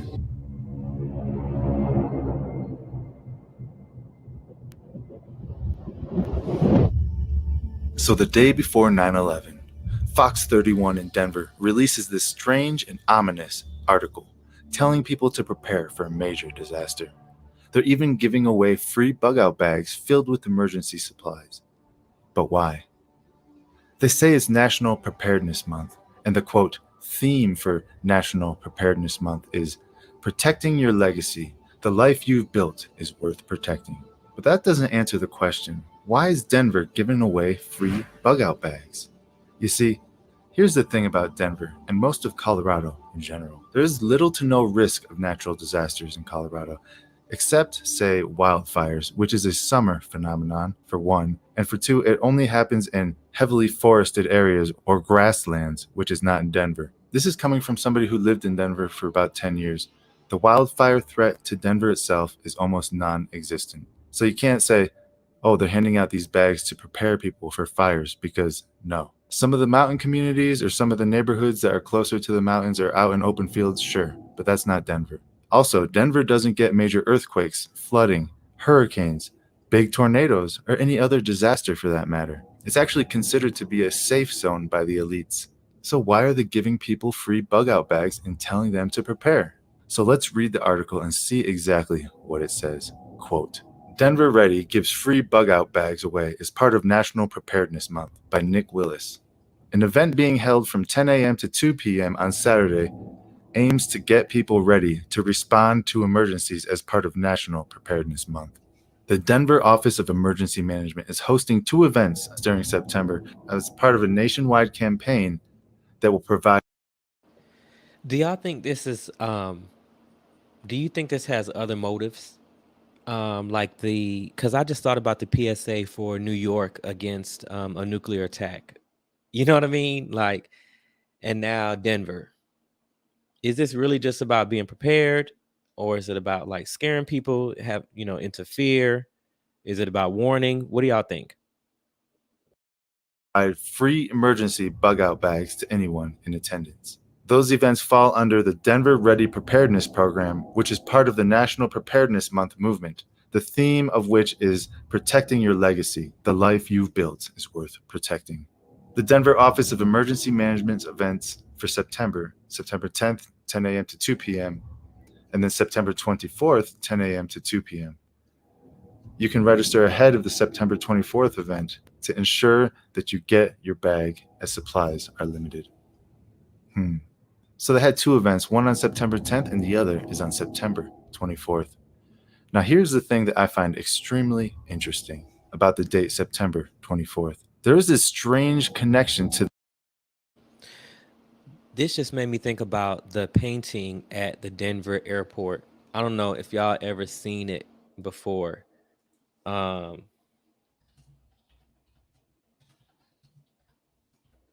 But I'll try to share it after this video, or y'all should just Google it, because it's probably getting time for me to get off here now and wake up early in the morning. But when you think about it, right, there is a mural at the Denver airport that's very ominous. So Let's go and play this message that from this German politician. This exact date, September 24th, 2022, and a warning given out by the government of Germany. Here, let me play the clip. It's in German, so I'll translate it for you. Herren, liebe Kolleginnen und Kollegen, dieser 24. Dear September colleagues, 2022 this 24th of September, wird uns 2022, allen als ein Tag will be a im day Gedächtnis that bleiben, remains in our von memories, dem wir später as a einmal day sagen we will werden, say, I remember ich weiß noch exactly genau, wo where ich I war. was. So this strange warning is given out in the German government telling people September 24th is going to be a very big day and you will remember exactly where you were. Sort of like 9/11, right? What are the odds that it coincides with this exact date that they're giving out free bug out bags? Is it just me, or does it seem like the stage is being set for some sort of major event? National Preparedness Month, and Denver is now handing out free bug out bags to help you just in case I love the music he got going in the background. you run into emergency. Lisa D'Souza live at that free event at the Montbello Rec Center. Lisa, all right, I asked you last time. I need to know the checklist of everything I got to put in my bug out bag. We've got it all ready to go. Good morning, Ashley. So this event officially opens up here at the Montbello Rec Center at 10 o'clock this morning from 10 a.m. to 2. You can stop by and get a free bug out bag. Just like I said, this is all for National Preparedness Month. And this is all being put on by Denver Emergency Management. All right, so let's take a look at some of the items that you can get for free by coming by.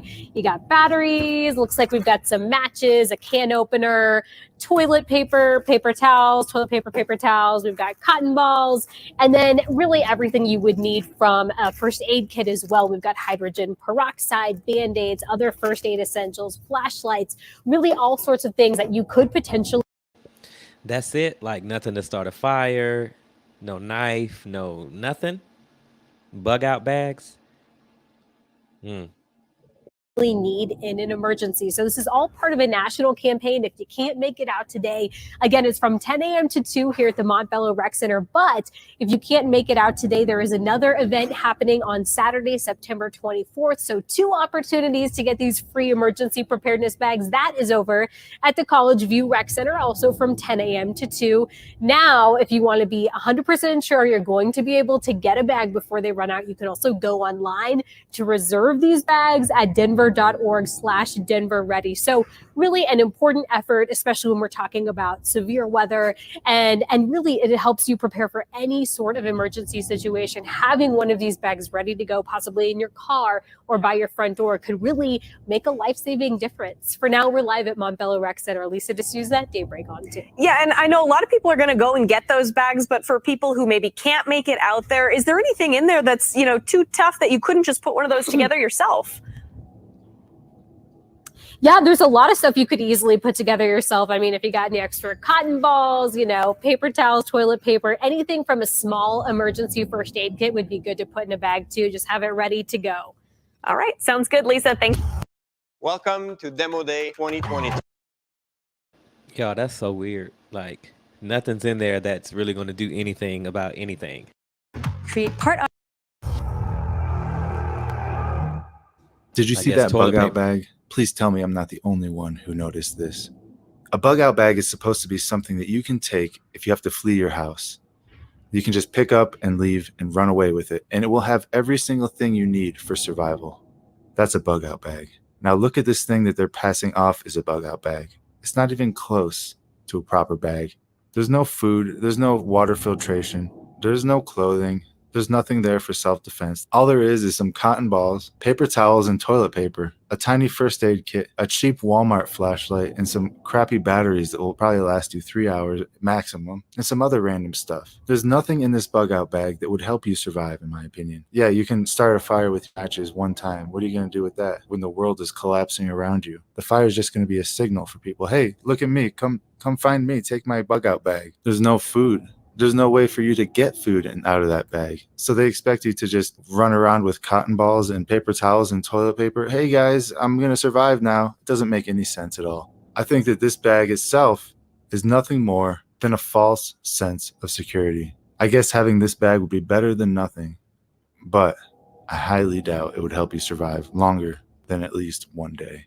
And to those of you who are actually looking to build a bug out bag, a real one, there are plenty of resources online you can check. Right here, I have got Chris Weatherman. Now, he literally is the subject matter expert on this stuff. This is his entire life. He's not just an author that pulls this stuff out of his tail to put a series together. This is what he lives and breathes. And Chris, thank you so much for coming on with us. I'm glad to be here. But the basics are going to be everything you need for survival and also something to keep you safe. Because how are you going to protect yourself when there's millions of people in the same position as you, looking at your bag and saying, hey, that looks good to me? So I want to know what you think about all this. What do you think about them giving away free quote-unquote bug-out bags? And also, what do you think about this German announcement saying you will remember where you were on September 24th, 2022 I think that's very for strange. the rest of your life? Maybe it's all a big coincidence. What are your thoughts? Please put it in the comment section below. And if you haven't done so already, please hit that like button. And until next time, thank you all for watching. And God bless you all.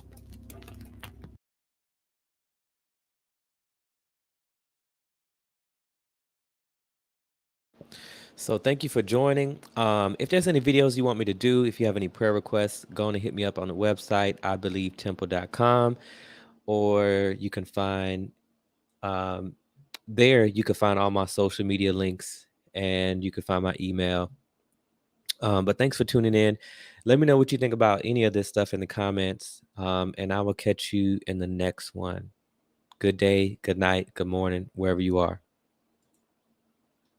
Shalom.